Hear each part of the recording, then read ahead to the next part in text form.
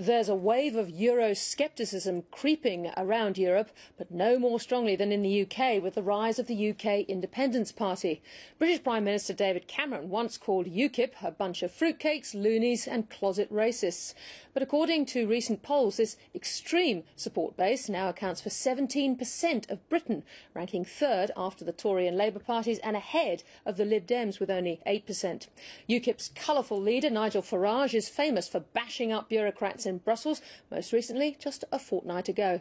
Not even me in my most pessimistic of speeches would have imagined, Mr Wren, that you and the others in the Troika would resort to the level of common criminals and steal money from people's bank accounts in order to keep propped up this total failure that is the euro. Nigel Farage, welcome to the programme. Well, let's get straight to it. Britain's Deputy Prime Minister Nick Clegg has said that if Britain left the EU, jobs would be at risk, perhaps 1 in 10, and a Britain in isolation costs jobs. Well, some jobs would be at risk. All our members of the European Parliament and the British officials working at the European Commission would all lose their jobs. Hooray. As for real jobs, there's this sort of bizarre idea that people like Nick Clegg, who of course has never had a job in his life outside the world of politics, this bizarre idea that if we weren't together in a political union, we wouldn't go on doing business with each other. All across the world, countries trade with each other. Your country does a lot of business now with Japan and with China, and you buy and sell products from each other without being in a political union. And the second point Clegg forgets is that when Britain leaves the European Union, which now appears to be pretty much inevitable, it's just a question of when, do you think Mercedes and Audi and Volkswagen will not want to sell their cars in Britain? They sell us far more than we sell them. It's in their interests to have a good, simple free trade deal, even more than it's in ours. You argue that EU membership destroys jobs because of excessive regulation. What sort of regulation?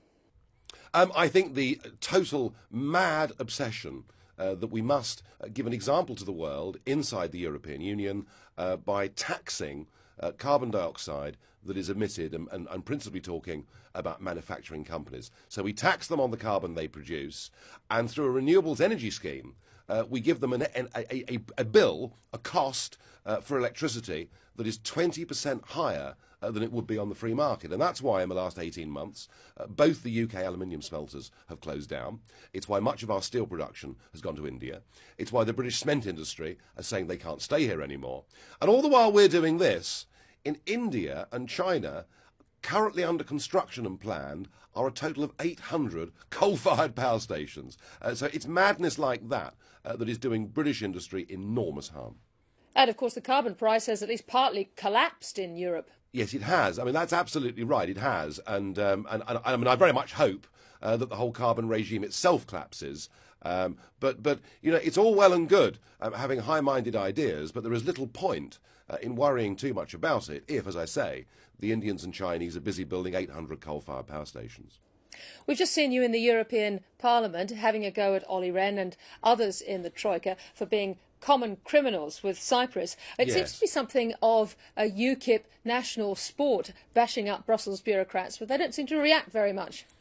Well, they do react sometimes, but generally when I tell them some home truths, they sort of examine the toe caps on their shoes and try to pretend it's not happening. But just look at what's happened in Cyprus. Literally, you know, the European Commission, the European Central Bank and the International Monetary Fund have gone in and directly taken money from people's bank accounts. They even, with the first proposal, wanted to take money from small investors, despite the fact they had in place, supposedly, a deposit guarantee scheme. And what really amused me was to hear the Russian Prime Minister, Mr. Medvedev, say that their behaviour reminded him of the worst excesses of the Soviets in his own country when they used to take properties from people. And blow me down, within a fortnight, there is a German-backed report saying that in future, when the next bailout is needed, whether it's in Spain or Portugal or Greece or wherever it may be, that the next idea is that they will actually tax people on the value of their houses. And that is why I said to Mr. Wren that I believe the European Union has now become the new communism. It's fair to say that Russia has something of a vested interest in Cyprus. Yeah, yes, that's very true. They had been using Cyprus, possibly for some banking activities that we wouldn't all think to be entirely savoury, but that really isn't the point. The point is there are lots of businesses, there are lots of companies, there are lots of genuine savers, for that matter, lots of retired Britons living in Cyprus whose money has been taken from them because their government stupidly signed up to a euro currency that frankly was never fit for any of the Mediterranean countries. You have worked in the city. What is the view of big business and the city in particular on Europe? Well, very big businesses, and we're really talking here about giant multinationals or some of the giant mega banks, they of course are very much in favour of Brussels-style regulation, because whilst it puts some costs on them, what it does, it puts out of business small and medium-sized competitors and makes the cost of entry for new participants into the market virtually impossible. So mega business works hand in glove with Brussels.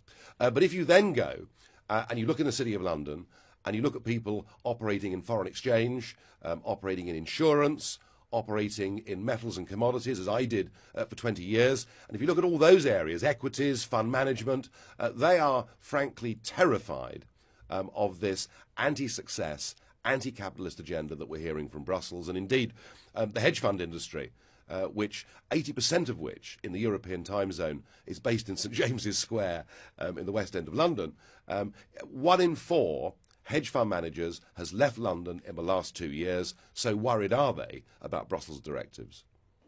Nigel Farage, for many Australians, UKIP would really be a single issue party, all about EU membership. Is that fair?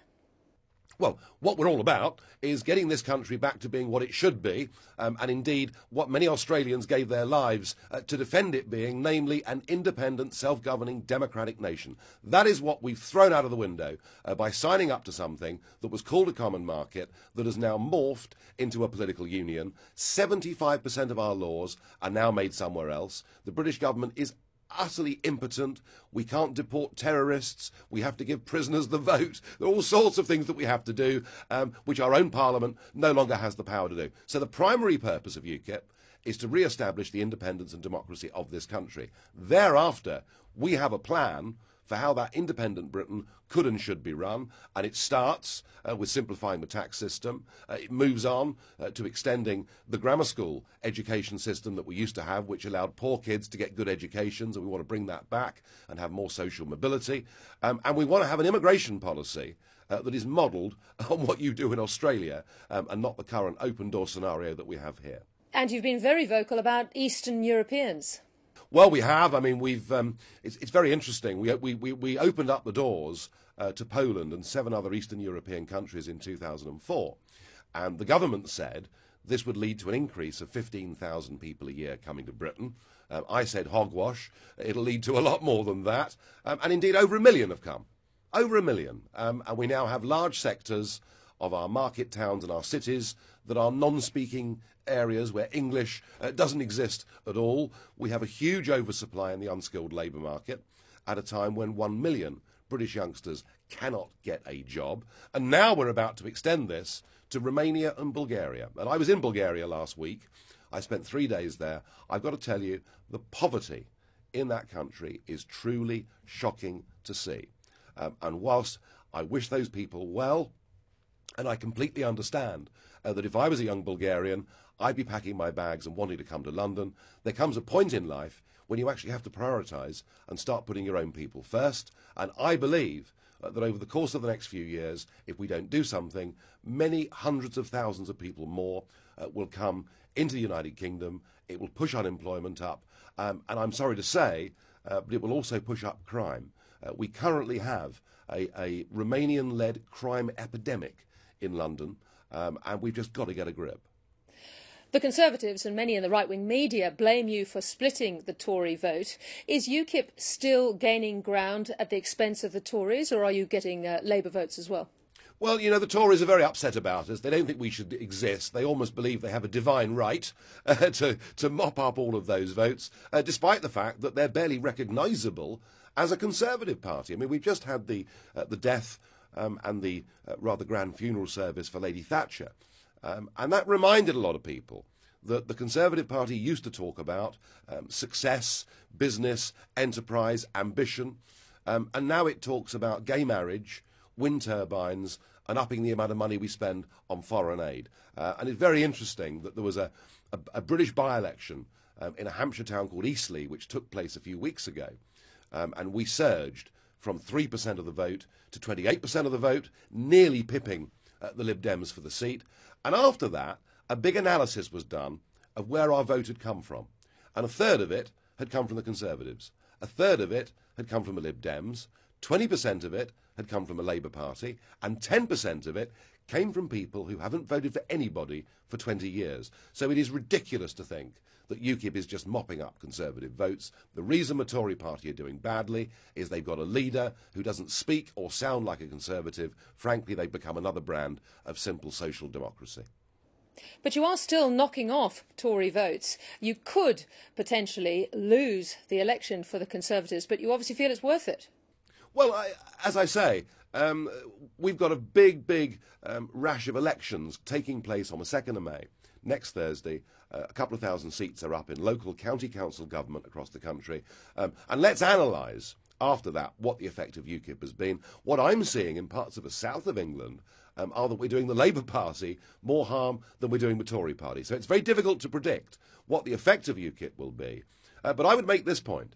You know, whether the UKIP vote stops a Tory government or stops a Labour government, what's the difference? Most of our laws, most of our destiny is now set by the European Union. You know, we talked about the city earlier. Britain's biggest industry. It doesn't matter a damn whether Labour or Tory win for the City of London, because all of that regulation now comes from Brussels. Prime Minister David Cameron has promised an in or out referendum on Europe in 2015 if he wins the election. Do you think that Labour's Ed Miliband will make the same pledge, and do pledges count for anything? Oh, Ed Miliband, of course, will make the same pledge, as will Nick Clegg if he's still in position. It's actually become a tradition now that at every election since 1997, all the parties say, we will give you a referendum, and none of them deliver, which is why none of us believe them anymore. And it's why an increasing number of people are turning to UKIP, because we're the real deal, we say it, and we mean it. If there was an in or out referendum on the EU today in Britain, what would be the result?